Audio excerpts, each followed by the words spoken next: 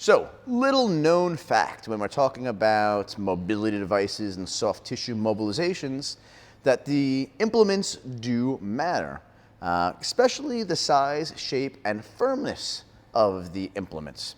So, general rule of thumb, bigger the area, the bigger the device we want to use, right? Smaller devices will have a relatively smaller surface area, which means when you put your body weight or that weight upon yourself, it is going to hurt more, right? Smaller surface area equals more pounds per square inch.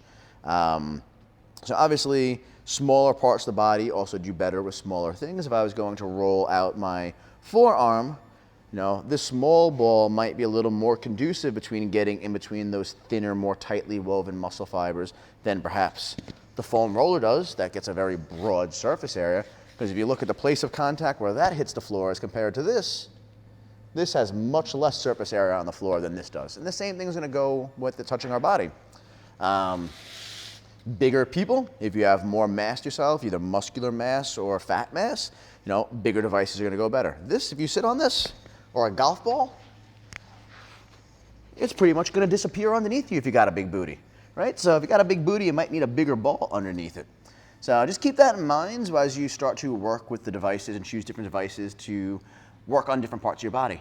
Back of the shoulder, this might fit in a little bit better than this will. This might fit underneath your back a little better than this, because there's going to be a lot of distance for your body to drape itself over. Also, the surface that you're working on is going to be important. If you try putting a lacrosse ball or a bigger ball on your bed and mobilizing, it's just going to get sucked into the cushioning of the bed, the mattress, or on the couch. So doing a hamstring mobilization while you're sitting down on the couch isn't going to work as well. If you're on a hard bar stool or a hard, office chair or something like that, it's going to be much better for you to get that pressure to pop back into your system. And also too, the softness or hardness of the object matters as well too. If the object that you're rolling on is very soft, it is going to absorb the pressure of your body. If it's very firm, it's going to give you more resistance and more of a higher dose of tissue mobilization within your own systems. So just keep that in mind. Surface area is important.